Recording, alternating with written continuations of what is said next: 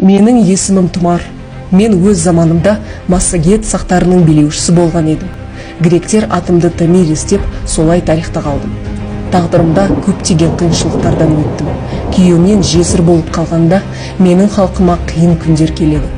Парсы патшасы Кир біздің елмен соғыс ашуға сылтау іздеп, өзіне тұрмысқа шығуға ұсыныспен маған елшілерді жіберді. Мен оған келіспедім. Кир патша жауабымды желеу етіп, бізге қарай әскермен жорыққа шығады. Оған қарсы өз ұлым Спарғатты әскермен аттандырдым.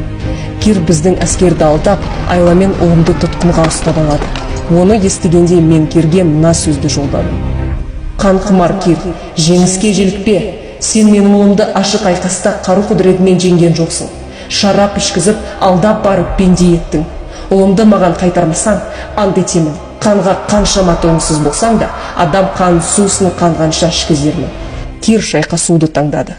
Менің ұлым есін жиып, не болған түсінгенде, қасында тұрған парсы жауынгерінің қанжарын тартып алып, өз-өзіне қол жұмсады.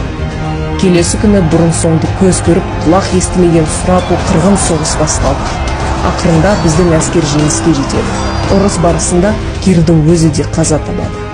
Жауынгерлерім оның денесін тауып, басын алып келгенде, мен уәдемді орындап, оның басын қанға толы қазанға батырып, қанға толтырдым. Менің тағдырым қиын болды. Бірақ халқым үшін, ұрпақтарым үшін мен мықты болып, қиындықты жеңуге тырыстым. Ұрпағым да қиындықтан қорықпайтын, мықты болады деп үміттенемін.